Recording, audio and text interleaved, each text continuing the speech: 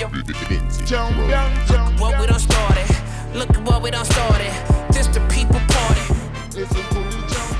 How you doing, party people? It's Talib Kweli, the BKMC, the MCEO, the Little Lebowski Urban Achiever. I am rocking with my homegirl, Jasmin Leigh, in the place to be. Give it up for Jasmin Leigh. Woo! That's me. This is another fantastic episode of People's Party, and you know what I like about People's Party? I get to talk to my friends. Yes, you do. I got a lot of friends, you know, and we tell a lot of good stories. And you know what? This gentleman who's coming up, he's a very special guest. He's a friend of mine. You might have seen him on Wild 'N Out. You've seen him all over television, all over comedy clubs and specials and everything. He does great impressions of your favorite celebrity. Party people, People's Party. Please welcome Affion Crockett in the place to be. Yeah. Okay. Here's my Diddy Bop. That's a top 5 walking. Right. You got a Diddy Bop. That's a top 5 walking, brother. You know where else you Appreciate can find you can find him? Where? Hyping you up at your shows, because he's like the best hype dancer backstage. I've been to every Kweli show in LA except for the one that he left me outside. No, you see, Oh, shit. see. we He always gonna brings this up. start. He always brings Always this bringing up old shit. Why you always talking about old shit? Dang. Listen, I've been to every show, right? when I'm gonna keep it a buck. Affion Crockett will be waiting for me outside of the show because he's a real hip hop fan. Me I and don't this just man. be showing up and waiting, nigga. You No, text I mean, me. I tell him. You show me. You text me and be like, "Yo, come through, yeah. me and Mos tonight." Listen, Blah blah blah. we have records together, videos together with Strong Arm Steady. Yeah, You know what I'm saying? we got some shit. We've been putting in work for a minute. Yeah. And I got to give you your props as an MC, brother, because you are Thank you. a fantastic MC. Thank you, brother. I'm going to take this time to dedicate this People's Party to our mutual friend, Dave New York. Absolutely. Absolutely. Rest in Absolutely. peace to Dave New York. Go Google Dave New York. When you listen to Jay Dilla album, The Shining on the song Baby with Guilty Simpson and Madlib. And at the end, he says, yo, my man, Dave New York, what's wrong with radio hip hop? And Dave New York said, radio hip hop. And you know the rest. So shout out to Dave New York. Dave New York was in a bike crew, The Ruthless Riders. the Ruthless Riders. Yeah. And they used to hang out at the Starbucks, on Cold Water. but they was too in Ventura. wild and they got kicked out. And so then they had to go to the Coffee Bean. Just mad Yeah. bikes on random nights of the week. Yeah. You know what I mean? So Yeah, man. And, you it's know, always love with those guys. when we went to Dave New York funeral, shout out to the Tolman family and everybody who loved Dave New York. Shout out to Bishop Lamont. We both spoke at the services. You know, you're a comedian, but the rabbi, you know, he did better than you, bro. He had bars, yo. he had punchlines that day, right? Yeah, man. And then it was too many of us, so he got a little like, all right, it's time to get y'all niggas out of here. Yo, he was like, at first it started out real like loving, Right. and he was like, everyone's welcome to come Right. and talk it.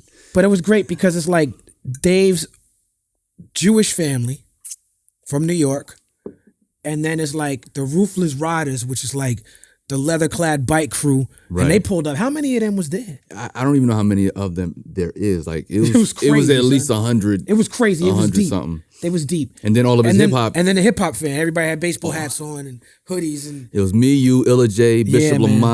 Lamont, Red Matic, Exhibit. Exhibit. He had a lot of love, man. Yeah, it was And beautiful. like I said, I never knew his last name was Tobin. I Right. thought his name was New York. Dave New York. Word up. So you spent some time in Germany, right? Yeah, I'm an Army brat, so. See? We just talked to an Army brat. Everybody who come here is an Army brat. Really, who else? Zaytoven. Zaytoven. Oh, word, I didn't know that. And it was other people too. I had a blast in Germany, though.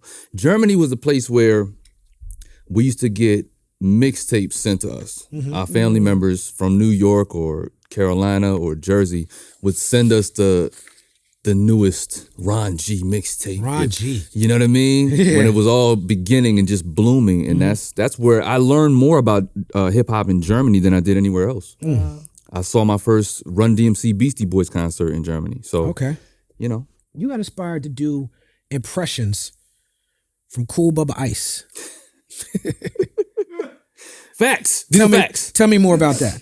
Do you know Kool Bubba Ice? I do not. That's why I'm asking. Wow. See, you gotta put me on. Kool Bubba Ice. Y'all gotta look him up. See, he's a New York guy. And he's one of the early guys that was on Def Comedy Jam. So Kool Bubba Ice was one of the first comedians that would do MCs. He do Redman, he does Tretch. I've never seen no one do Tretch and Redman to a T. So he has this medley that he does in one of his sets where he's doing Biggie, Tretch, Redman, and all these different Method Man, and he's just ill with it. But when he first went on Def Comedy Jam, he did all impressions with like cartoon characters, rappers, and so that was the first thing that showed me that impressions is a part of comedy, especially this new energy of hip hop comedy that we got now. You know, What's your favorite impression to do? I don't have a favorite one to do. I think people have favorites that they like to hear me do. So everywhere I go is always Jay. Yes. You know, Jay's Russell, a classic from you and Russell as well. Chris Rock sometimes, but yeah, Jay is Thank always. you for the Russell impersonation, by the way. You're welcome. It's you know, it's no problem. You know what I'm saying?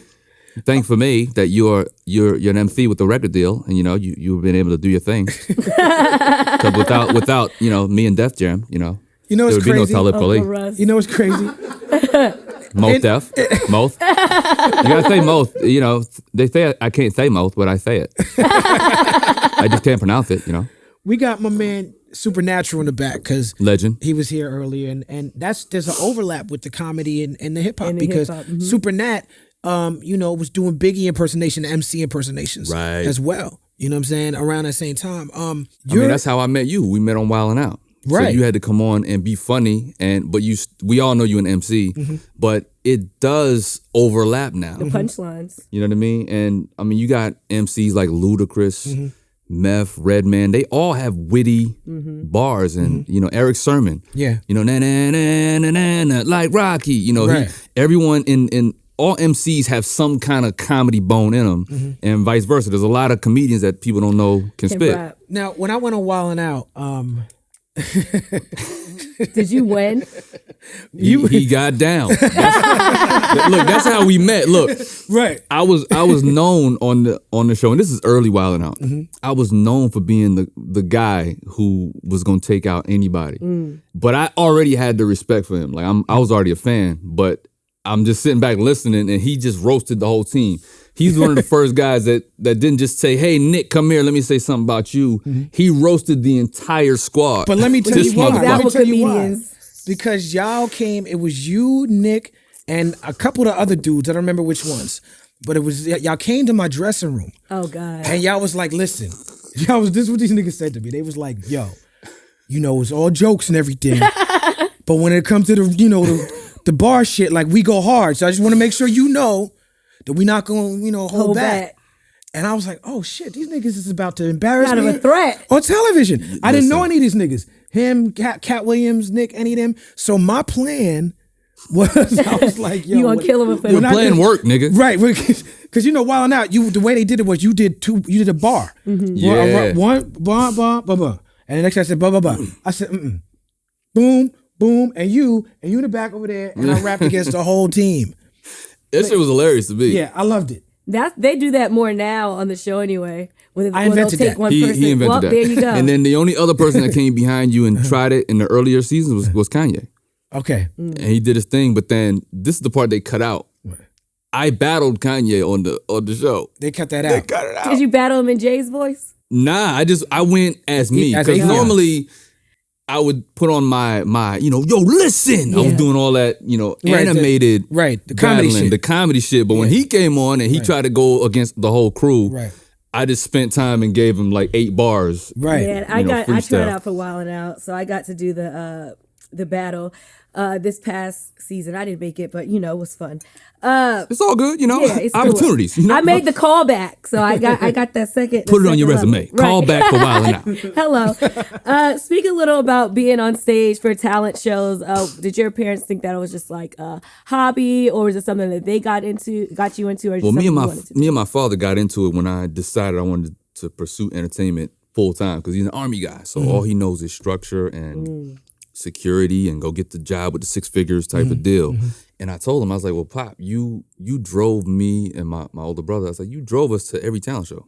You was like front row, cheering and all that. So what makes you think that goes away? Right. So I think a lot of parents don't understand how to recognize talent in their kids because there's no job fair for creatives in schools. Yeah, I mean, for people of color and marginalized people, a lot of what they know in our parents' generation is about survival. Yeah. And so it's like survival means 9 to 5. For lack of a better word, it means keeping your head down and making sure that you live to see another day. Making sure that you work hard and you provide for your family and you put that first. Right. You don't take no risks, you don't take no chances.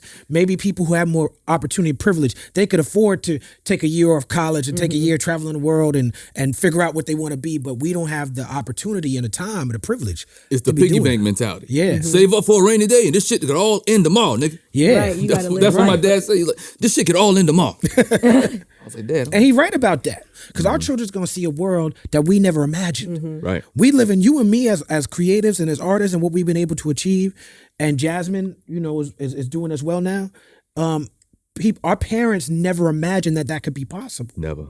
You understand? Even if they imagine a life in entertainment. The idea of you doing movies with Bernie Mac. Wow. Never you know what I'm imagined. saying? I never imagined Yeah, that you doing movies with Martin Lawrence. Like, your parents probably watched Martin. Mm-hmm. Of course. My whole family did. Yeah, everybody get around, watch Martin, and you be like, I'm going to be on that one day. Right. Okay. You know what I'm saying? And I'm not, you know what I'm saying? Like, but that's not their fault at all. You know what I'm saying? I was going to say one thing about my mom was a little bit different because even though she didn't like push to put me in acting classes, from like the time I could talk, I was saying, oh, I'm going to be on TV. So it was ever like an audition or an open thing that was there, she would definitely take me. And when I told her I wanted to do acting classes, she paid for them for my first round. That's good. I mean, she was supportive. Yeah, she was supportive. But yeah, you're right. But she also kicked you the fuck out the house. She did kick me the fuck out the house. So it's the yin and yang. It's the balance. It's the balance you of gotta life. balance that shit out. Yeah, So now you went on Def Comedy Jam in 1996. Yeah. Right? That was fairly early.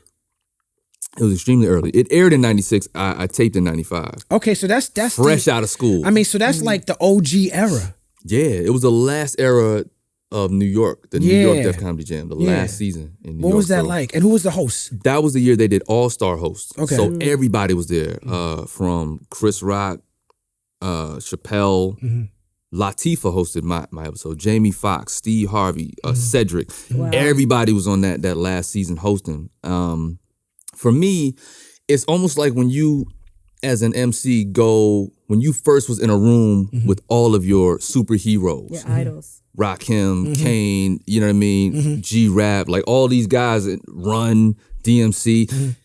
To be in a room where I'm rubbing elbows with all these people. And the way that Def Comedy Jam was filmed, there wasn't no VIP section or all that. Everyone just kind of, mingled wherever they were. Right. So Russell's over here just kicking it, no security. Cedric up here talking, cracking jokes with Jamie.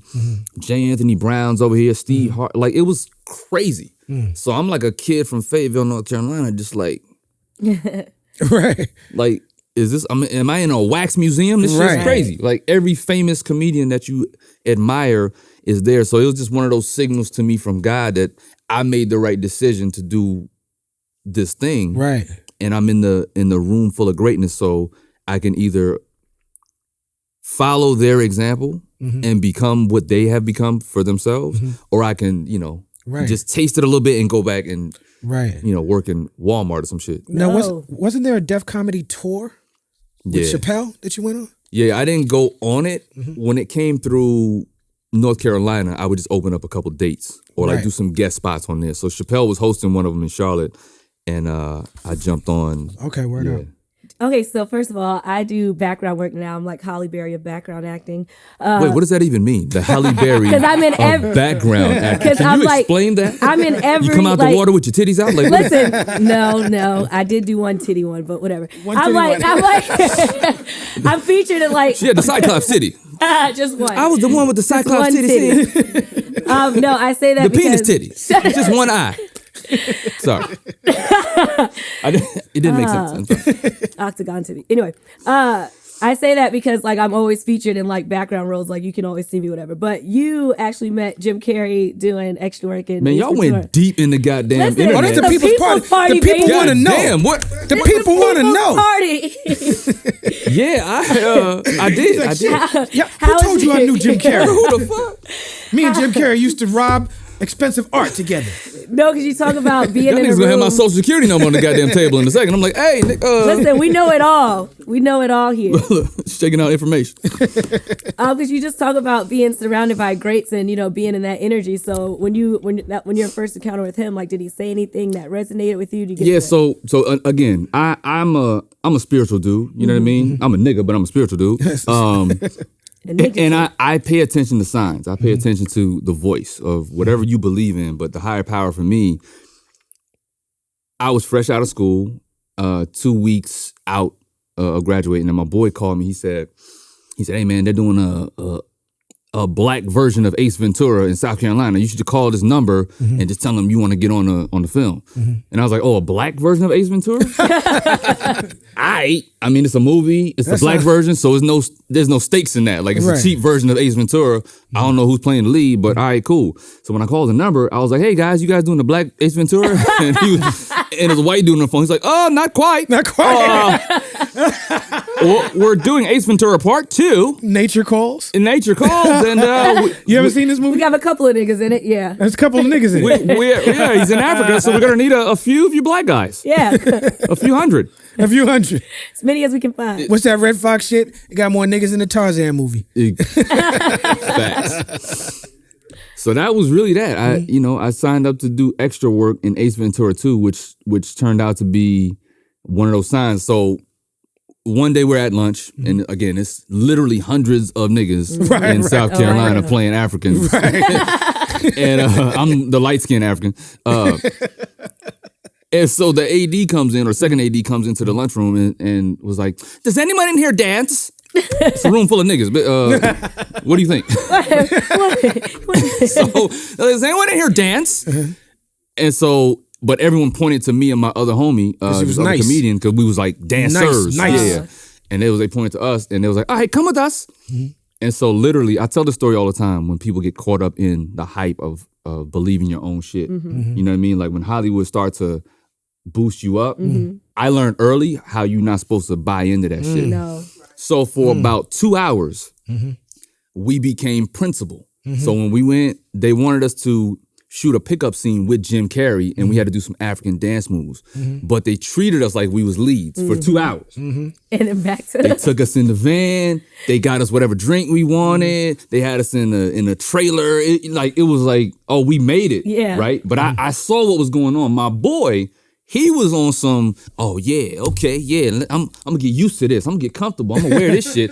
And I was like, nah, this shit gonna end in about 20 minutes. 20 more minutes when we shoot the scene. So anyway, I shoot the scene with Jim, and it was literally just me, him, and my boy on the set. And I was able to just say, man, you really influenced my comedy style, being so animated, and I loved In Living Color and all of that. And we exchanged some words, and he was like, really appreciative and really down to earth. But it was one of those signs where I was like, man, out of all these hundreds of niggas, I end up meeting one of the guys that influenced me fresh out of school. That was the reason you were supposed to be on that set. That was the reason. See, and you were the Denzel of background right then. So Yeah, exactly. There you Except go. I Now you had get both titties out. I did. Literally. both titties. I don't know if y'all niggas know this. Soul Train. Oh, that's where I was about to go. Okay, you was going. No, let's go. We talked about that. Because you used like my dancer segue. I got So I you. was dancing and then Soul Train. You an MC. You got transitions. You got bars. I got you. segues, nigga. I got you, nigga. Okay. But yeah, tell me about that. Tell me about Soul Train. And not only tell me about Soul Train, but tell me if you was ever in any hip hop music videos. Okay. Soul Train. Soul Train was when I first moved to LA. I always loved Soul Train, and as a dancer, we used to watch that shit and want to be on there, and you start to know dancers. Yeah. You start to know them by name and by style. Right, Yo, that's so and so, and Right. And you know him from the clubs at that point too, because you see him at the clubs and then you see him on Soul Train. exactly. Yeah. And as you know, back in the early 90s is when every rapper had dancers. So I was a huge fan of Fendi and Marquez from EPMD, and okay. the Peekaboo, Rubber Band. Peekaboo Rubber Band, yeah, all the Mop Henry Top Stretch, dancers. Mop Top, Mysterious Misfits. Link, yeah, exactly. Yeah. There was MCs too, right? Yeah. They became MCs because they were so nice with the dancing. Exactly. Like, fuck it, I might as well get a deal. Why not? So I was always paying attention to dancers. So when I moved to LA, I came out here for comedy and acting. But I was like, one of my other comedian homeboys who could dance, he was like, yo, come down to Soul Train. We down there on every weekend. and they pay us in cold chicken, but it's What, you didn't get paid? Soul Train? No, cold chicken. Don Cornelius? No. $0. Oh yeah. So that was He's just famous. exposure. That Yeah, Ella's I looked favorite at it. words. I looked at it as, it's a legendary show. It's exposure. It's dance. That's it's how Don something I Cornelius love. looked at it too. Nigga, don't get me started on Don Cornelius. Listen, you get paid for audience work around here. No, that's Not Soul Soul Train, nigga. Yeah, Soul Train was It's different. blasphemous. That's a different beast. It was very blasphemous. Yeah. But yeah, Don Cornelius, he ain't pay nobody. And so that's where I met Alan. Alan was like 16. Nigga had 2 Pocahontas braids. He showed us the pictures. He used to be He showed us the pictures. He used to be doing the stripper dance, whatever this shit was. All this shit. He was doing that shit heavy. Oh, what was your favorite Soul Train move? What was your go-to? I mean, I was a rubber band flexible guy, so I did a lot of shit on the floor and twisting my body up. Like I would get on the ground. I can't do this shit now, but I would get on the ground and pull my head, my foot over my head, and it was some crazy shit. Now I just sit in chairs and sip water. You did dancing before comedy? Oh yeah. I'm a dancer first. How I'm a does B-boy dancing first. influence you overall as an artist? Rhythm, timing. Timing, okay. So even as a if I'm producing beats, if I'm writing, if I'm improvising comedy, it's all about the timing. It's the same principles. If you study any kind of music or but dance is the thing that taught me how to just listen. Listen to what's going on. What is the music telling you to do? So if I'm in a scene with Bernie Mac and Sam Jackson, what is the scene telling me to do? You know what I mean? Me and you've been on stage before. It's like, yo, hey, if you want to rock this section, what is the energy telling me to do? Right. Google that. Google Affion Crockett, the Talib Kweli in Hawaii. Hawaii. Well, and it's noodles. Dancing teaches you to let go too, because like when you're like, white people are some of the freest dancers I've ever seen. Man. Because they get on the floor and they just be getting it in. They don't care about rhythm, Like no one timing, is watching. nothing. They be dancing to the title. Listen. It's like, how do you even hear that shit, nigga? But it's like you're so free, and that's like a freeing thing. Like if you're like having writer's block or something like that, you can go and just dance and just like do a freestyle of dance and then go back to it, and your mind's free and ready to create. I always say dance is the one form of artistic expression that uses no words. But if you do it right, people can tell exactly how you're feeling. So if you can master expressing with no words, by the time you got to use words and pen something, you a fucking beast. Now, you were born in Fayetteville? Yeah. Okay. J. Cole, do you have a relationship with him? Somewhat. Like I know him. We've rapped about certain things, but I'm not the kind of nigga that's like, yo, that's my boy. Right. But we do know each other. Right. And obviously the city proud of him and everything. He's the young king. He's young Simba. Yeah, no doubt. You know what I mean? You you did the album Watch the Clone. Yeah. And you imitated J. Cole. It's you and J. Cole doing a song together, and you having a fucking conversation with this nigga.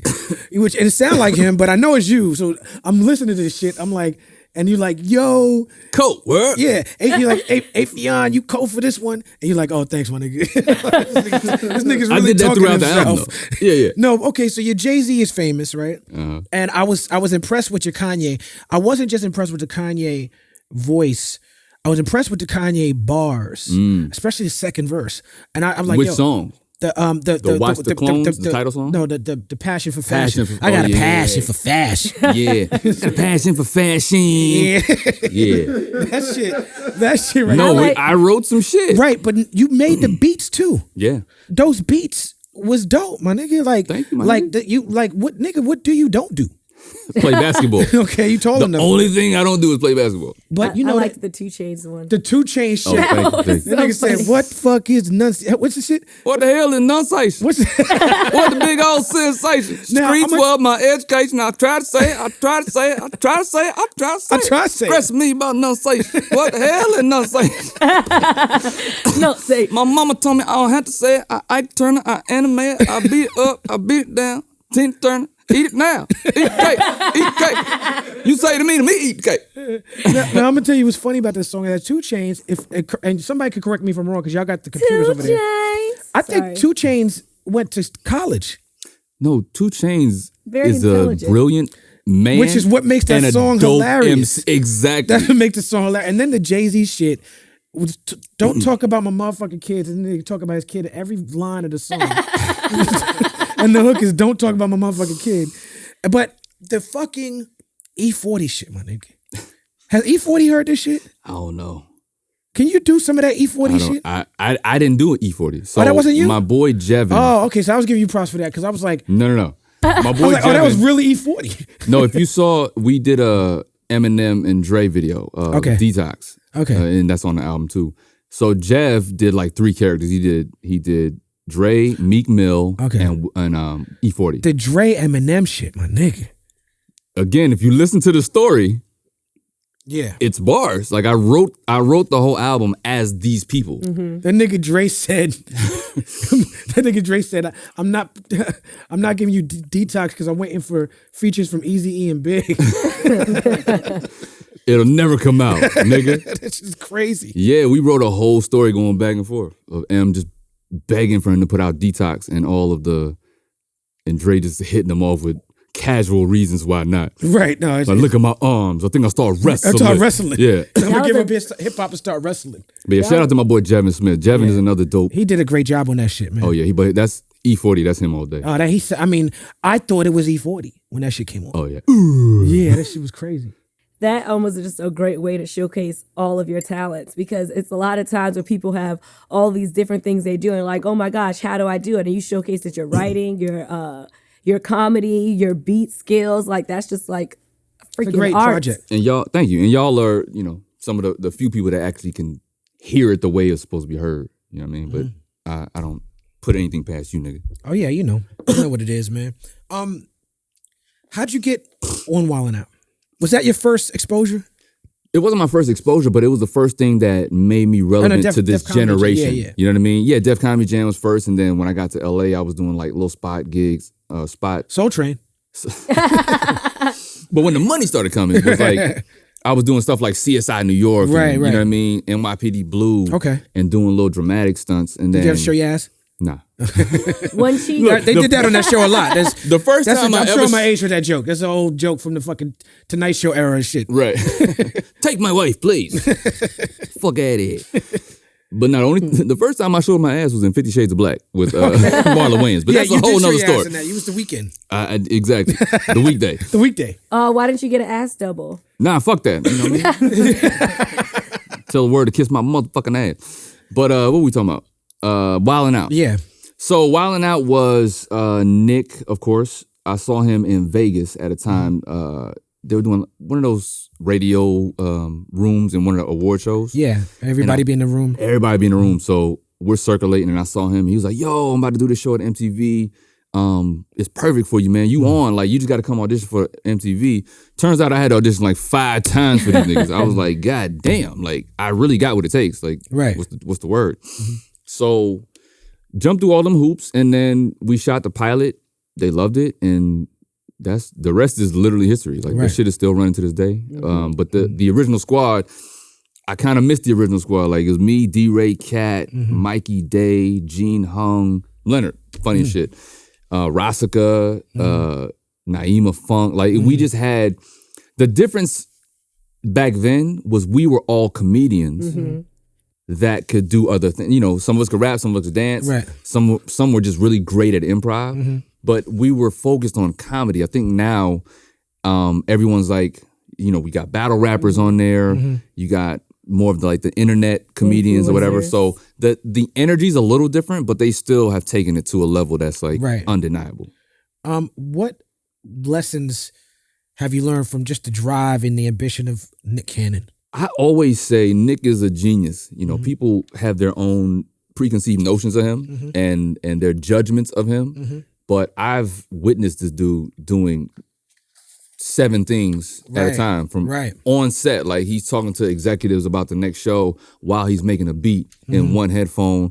And then he jumps on stage, he's hosting, and then he's freestyling. He can really spit. Yes, he can. You know what I mean? He can actually dance. He can do impressions. Like he's just a great creator and he's a great visionary. Yeah. A lot of people don't have the visionary part in their game. They just go about, they keep moving forward just hoping something's going to happen and hoping this is going to succeed. Nick, make it happen. Nick has the vision to know it's going to happen and he knows how to bring the pieces together. So to me, that's a very rare skill to have. You at a certain point got your own show In the Flow with Affion Crockett, working with Jamie Foxx. Right. what happened with that show, and what did you learn from working with someone as iconic as Jamie Foxx? I learned that when you work with a legend like that, like there's always going to be a difference in how to approach something. You know what I mean? Legends have he has his way, and Jamie, I'm a huge fan of Jamie Foxx. He's one of the most versatile. He's amazing. One of the most versatile dudes that ever did it. But yeah, it's just a matter of Saul and David. You know what I mean? Like Saul wanted David to have the sword and the shield and the helmet, and David was like, I'm a slingshot dude. Right. Like that's my method. So if you can get past that, it's a good thing. But I learned that Jamie Foxx is one of the greatest storytellers ever. It's him and Charlie Murphy are the two guys. Yeah, rest in peace, Charlie Murphy. Rest in peace. That's one of my dudes right there. But him and Charlie Murphy, as far as like people, you just sitting around with a group of people telling stories, by far unmatched, the two of them, Jamie Foxx and Charlie Murphy. Yeah, Jamie Foxx is something. We were just having a debate about, not to put people against each other, but who is better, Will Smith or Jamie Foxx? And Jamie Foxx won because of Ray and stuff like, cause it's like he can play a character. He can. What were do y'all basing it impressions. on though? We were just basing it on like overall talent. Because Will can do drama, he can do comedy, and a lot of people overall can't do both. Talent, I think even Will would say, you know, Jamie's Foxx. just a rare breed. But I feel like people sleep on Will, especially on the MC side. When Will was doing mixtapes and them live joints with Ready Rock, see? Yeah, live from Union Square and all that. Bruh. He's an MC. Like he's Oh no, Will is cut from the original OG cloth. MC. original. Like, you know, Jazzy Jeff invented scratches. You understand what I'm saying? Like the people don't understand the true history of Philadelphia hip hop and what Will Smith and Jazzy Jeff represented. And Will Smith, what you talked about with Nick Cannon, it was a similar thing. He had a clarity of vision that was beyond. That's that Libra. Yeah, most people understood. All right, Miss Cleo. They're both Nick Cannon and Will Smith are both Libras. That's not a coincidence. I'll take it. I'll take it. And whatever it is, it's in the water. I take it. Yeah, you know, Will understood that Will Smith had more in addition to offer than the Fresh Prince and Jazzy Jeff as a group. He's like, the Fresh Prince and Jazzy Jeff, as great as this is a platform and a vehicle for me to do this other Will Smith thing. And then when this Will Smith thing, like I've read his interviews back in the days when he was like, he looked at the box office numbers. He was like, all the dope movies got aliens in them. All the highest rated movies got aliens. He put the formula together. Yeah, he put it together very strategically to the point where it's like once he got on, and then the fucking TV show is about him. TV show's about his journey, and then he's like, yo, I'm bringing my mans with me. You know what I'm saying? I'm bringing Jeff in. Yeah. I'm bringing Charlie Mack in. I'm bringing, you know what I'm saying? Like I'm bringing Philly in. You know what I'm saying? But here's what a lot of people miss about Will Smith is his journey wasn't easy.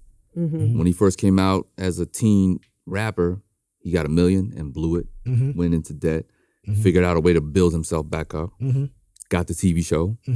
After the TV show, he couldn't get in a movie. Yeah. He was playing small roles. He was in that movie with Ted Danson and Whoopi Goldberg. Yeah. I forget the name of it, but the cowboy shit, American. You know what I'm talking about, though. I only remember him starring in movies. I don't even know. But that's what I'm saying. Like, you got to really pay attention because it's real easy to say, oh, he's charismatic and he just made it. It was easy for him. But nah, he's put in some serious work. Oh, for and in every role, getting his body right or gaining certain weight or whatever he needs to do to get focused. That motherfucker's a machine. Now, Will, you know, speaking of Will, on the Michael Mann Ali movie, like he went through a lot of physical changes and he was trying to do stuff with his voice. He became a boxer. Yeah, he became a boxer. Actually became a boxer. Yeah. I would say that's the fucking alpha and omega of impression. You know, I think people sometimes try to ridicule impressions, and think that that's not, they don't understand the skill that's behind it. Jamie Foxx, somebody you work with closely. Jamie Foxx comes from the comedy world. Jamie Foxx is also a singer. You know what I'm saying? He's also a bluesman, right? A great one, yeah. A classically trained pianist. Right. So he was born to play Ray Charles. Synergy. But when I watch Ray, and one of the reasons why Ray is so good is not just because Jamie Foxx is the excellent actor that he is, not just because he's the excellent musician that he is, but because he's a comedian. And because he's a comedian, there's also impression in there. Yeah. You know what I'm saying? And some people will criticize that. I've seen that. I've seen criticisms of Ray that says Jamie is just doing an impression. Right. And because he's doing an impression, I'm going to be dismissive of it. Right. But I feel the exact opposite. You're known as an impression guy. Right. How do you feel about the criticisms of impression? Well, for one, I don't call myself an impressionist. I call myself an actor who plays the part. Mm-hmm. So if I'm playing Jay, I'm gonna play Jay. I'm doing that character. If I'm playing a cowboy from a different era, I'm gonna play that cowboy from a different era. You know what I'm saying? I don't know. I feel like Robert Glasper, fuck your feelings. Like people gonna have criticisms about everything. So I don't really pay attention to people that say Affion is better than Jay Farrell or Jay Farrell's better than Ari Spears. Like, I don't give a fuck about none of that shit. Like when it comes to criticism, I feel like criticism comes from people who don't do what we do.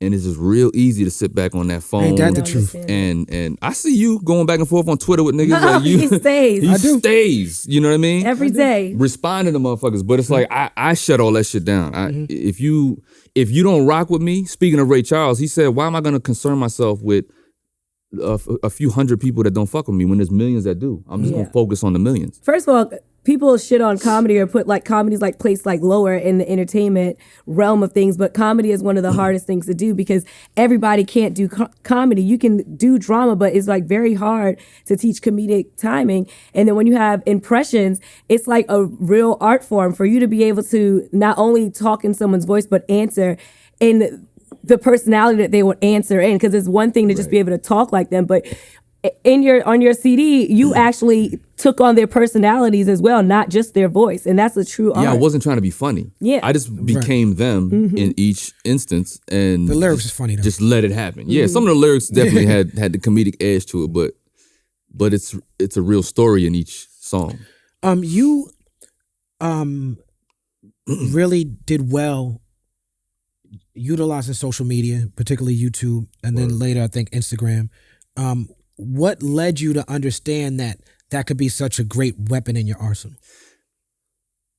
Keeping it 1,000, I didn't realize how to use it properly at first. I just was putting shit out. And that came from when I was on Wild 'N Out, and then we did another show called Short Circuits after that.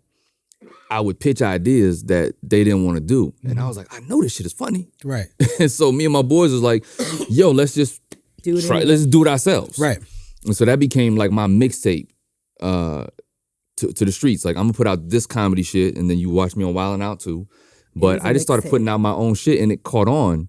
And the first one that caught on was when me and my boy John we did Lil Wayne and Joel Santana, and we did a spoof of Black Republicans, the ones they did on the mixtape, the joint mixtape. And that motherfucker, like, first we did Making a Band spoofs, and that got really, popular, and Diddy saw it, and he wanted to co-sign it, and it was a whole thing, right? And it was very popular, but it was getting like 2,000-3,000 views a day, and we was cool with that. We was like, shit, niggas are seeing our stuff, right? It's getting views. We dropped that Lil Wayne Jewel's joint, let's say around 4 p.m. I'm watching this like 20,000. I was like, oh shit, we made it 20,000. Nigga, and at 5 p.m., 400,000. And that shit just kept spinning. So I was like, oh, rap parodies. That's what these niggas want. Right. So that I kind of stumbled on it, but I didn't do the people campaign for subscribers. I didn't realize the value of subscribers. Right, so click and subscribe to this channel. Click and subscribe. Yeah, I was just putting shit out randomly. And then there's a certain purity to that.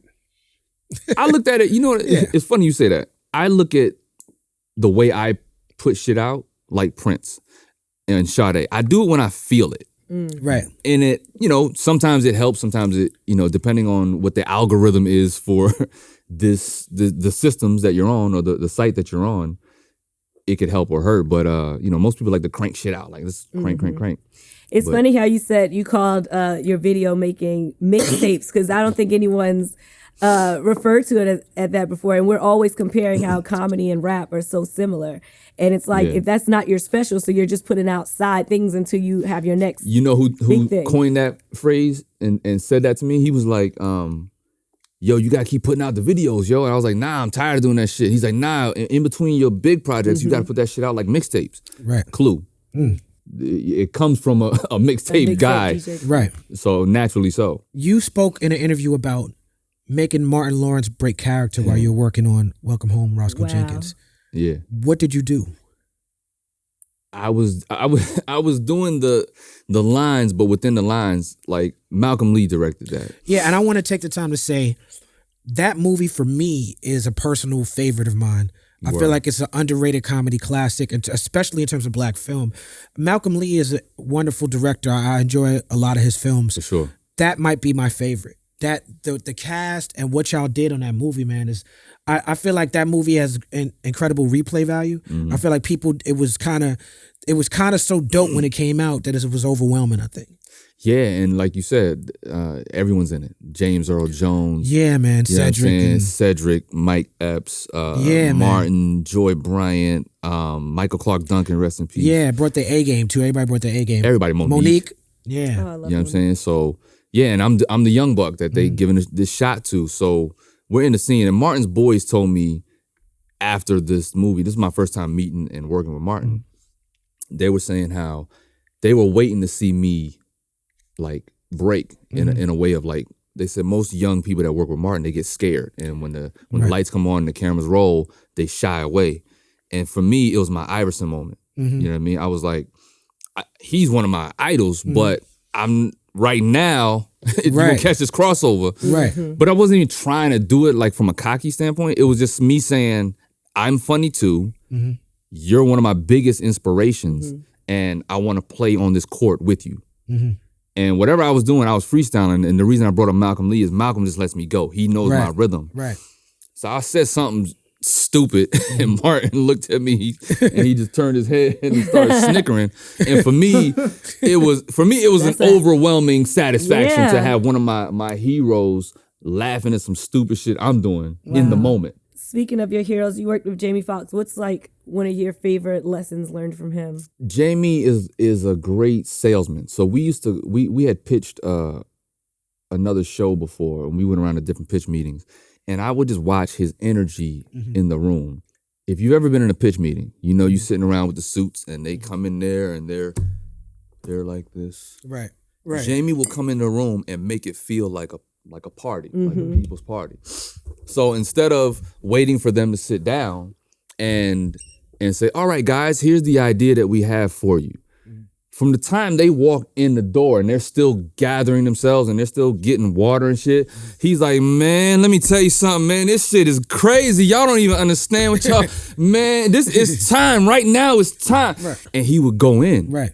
And make everyone feel like they're part of this exclusive club. It's like they're the executives that we're pitching to.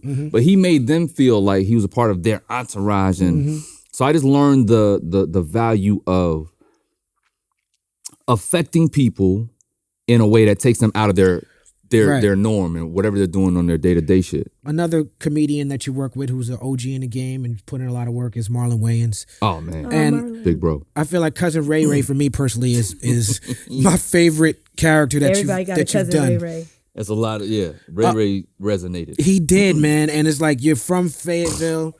You're representing this LA character. Yeah.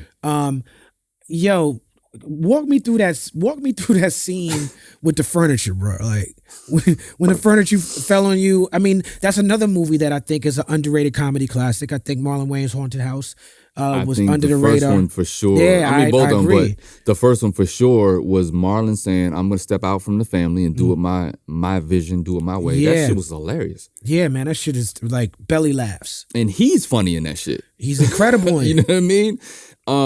But yeah, the furniture scene, honestly, they wrote it like that. I had some moments of improv, like when I was telling him, how you gonna let somebody else? How you gonna let somebody else fuck your girl? How you gonna let a ghost fuck your girl, cuz? You ain't let me fuck her first, homie. You know, and all the shit that he was saying and my response to it, like, what do you mean he was disinterested? Like he had somewhere better to be, homie? Like he had, you know what I mean? One pant leg in, one pant leg out. Yeah. So all that shit was just me going off the head, but the line, what happened to your furniture, cuz, and I don't give a fuck, Keisha. It was written, but it's in how I said it that made that shit resonate. You know what I mean? But I love LA. Like, I've been in LA 21 years, so I got the character from just all the LA love I would get in the streets. Even like rest in peace Nip. Like when Nip saw me, he would approach me like that. He's like, hey, look here, nigga. Hey, you that nigga right now. You feel me? Like, you know what I'm saying? Come on down to the store. You know what I'm saying? We're gonna lace you, nigga. But he was like that. Like, that's the LA vibe. Like, you think you about to get banged on, but they showing you love. Like, hey, Kweli, nigga. Hey, you know what it is, Hammy? Hey, nigga, that get by, nigga. It helped a nigga get by, nigga. Right. On everything I love, nigga. Hey, on everything, nigga. Hey, get by, nigga. Help me get by, nigga. You know what's funny? Jesse Terrero came up here and he said the same shit about Snoop Dogg working on Soul Plane. He was like, when Snoop Dogg was, he said he thought he about to get banged on, and Snoop was giving him a compliment. Yeah, and you got to read the energy. It's so funny watching you go into your impressions because you can like see the other person like coming out. It's kind of like in The Nutty Professor when Sherman Klump was like trying to break through to Buddy Love. It's like you can like see it like the character coming out, and then it like went down to your hands when you were doing the LA I do guy. Transform.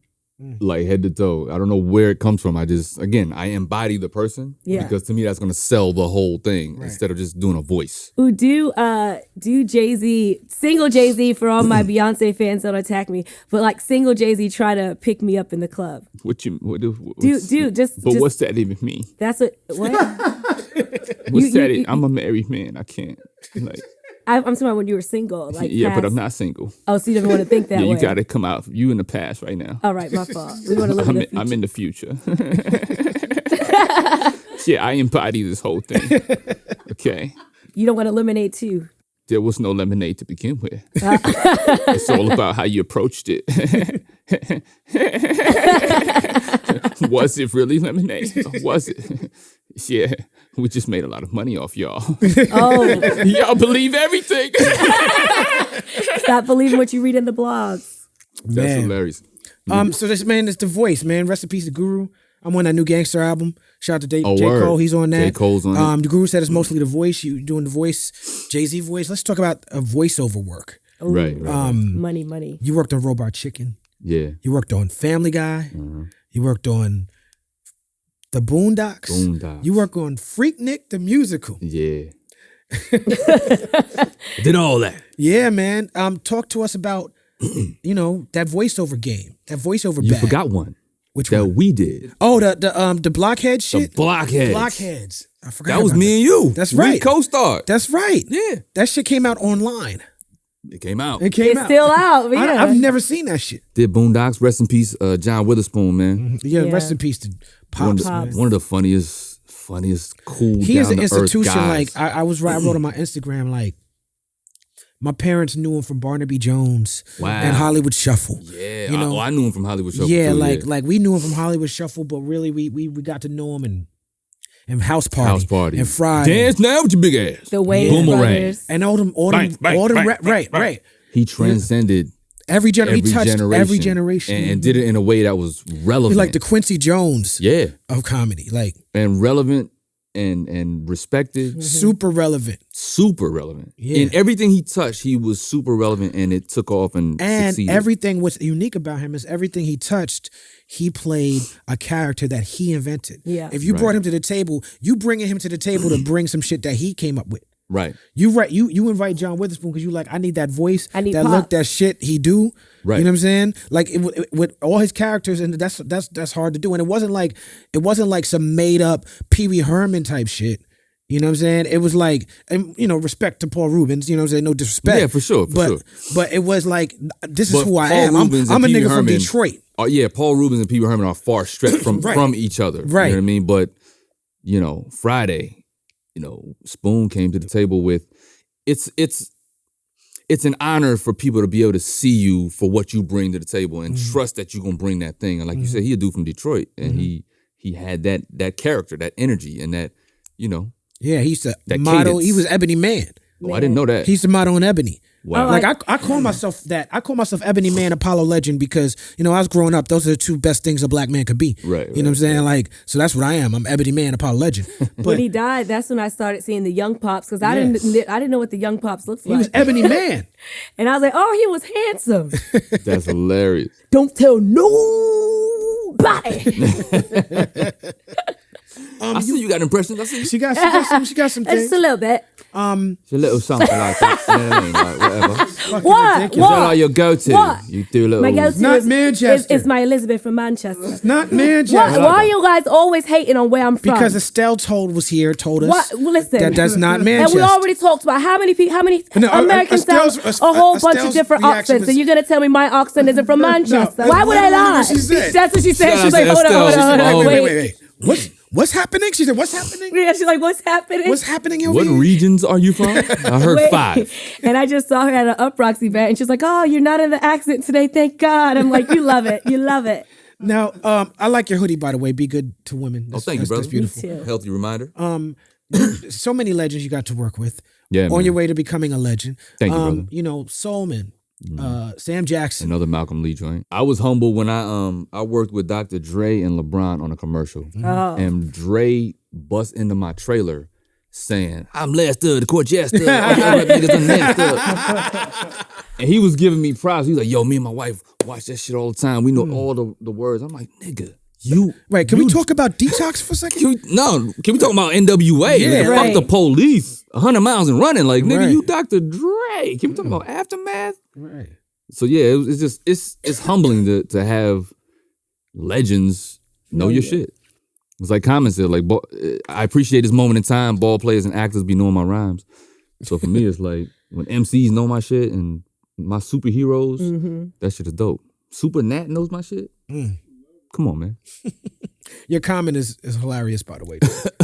I've never heard somebody imitate She Common. was a bad. Oh, shout out. Comment with the FAMU. No, that's my guy. What up, Rosh? Yeah. He said that to me last time we was with Rob Glasper. And he was like, yo, nigga, you the only nigga that got me. You the only one. Because Common's hard. What up, Joe? You know, Common is hard. Yeah, what up, Joe? Yeah. What you got next coming up? What's next for Affion Crockett? My stand-up special. Okay, Oh, tell us. yes. So all of this stuff that we talked about tonight is all leading up to this moment where I walked away from stand-up for 15 years. Oh. So I came back to it 5 years ago. Been on the road, just fine. I noticed that on your IG. Yeah. Did you feel like you had to start over? I did. Like it was a complete. I didn't, because for years I didn't want to do it, and all my friends from Marlon to comedians like Evan Lionel, people was like, "Yo, you do stand up. Like you need to come back to it. This is your shit." Royale Watkins, like everybody was like, "Nigga, come back to doing this shit." Sean Wayans, and I couldn't. I had a mental block. I couldn't even think of how to be a stand up comedian anymore. I had just removed myself from it. I was more focused on sketch and just being an actor. And so finally, I was like, all right, how do I control my game? Like at the max? How do I maximize the control that I can have over my game? One stage, one mic, that's all I need. I don't need to go to a studio. I don't need to get greenlit. I don't need to get approval. And watching you too, as an MC that took his career in his own hands, and you do a million fucking shows. And we was spending a lot of time together at that time when I started with the Blacksmith and doing Strong Arm Steady and you was involved in all that. Yeah. So you yeah, you hosted mixtapes for me.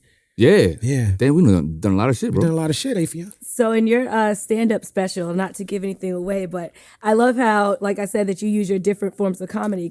Are we just going to be expecting straight stand-up, or are you going to do kind of like what Neil Brennan did, where he had like 3 different mics? Are you going to show your rapping? First of all, that was brilliant. Shout out to Neil Brennan. Yeah.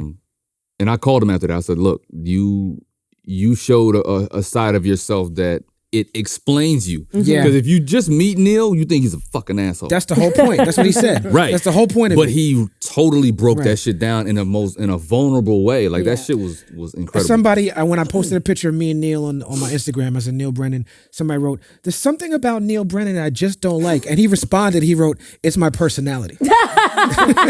It's my face. Yeah, Neil is Neil. He's a one of a kind dude. But no, for me, it's straight stand up, but with stories and some characters, and me talking about politics and religion and gay people, and it's called Mirror to Society. Oh wow! So I'm not letting nobody off the hook, even myself. Getting older. I look young, but I'm getting older, and I gotta face my body every morning when we wake up, and it's a whole thing. So it's me giving a voice to myself, and you know, people know me from all these different characters and impressions. So it's like the stand-up special, and I self-financed it. Let me just say that, because a lot of people go to the studio first or go to the network first and get that deal, but the network owns it outright. And Neil Brennan, when he first did his early joint, he was the one that told me, he said, if you can afford to do it yourself, do it yourself. Because he was having a lot of frustrations with like the network only playing his joint twice, and then, you know, he didn't have the ownership. Right. So that conversation stayed with me, and I self-financed it. So we're gonna take it out and license it, and, you know, find the best deal for it. That's right. While retaining the ownership. Ladies and gentlemen, you got a lot of jewels and gems tonight on the People's Party. Give it up for Affion Crockett. Yeah. Best intro and outro. Best outro ever. Come on, man. Gotta keep that same energy.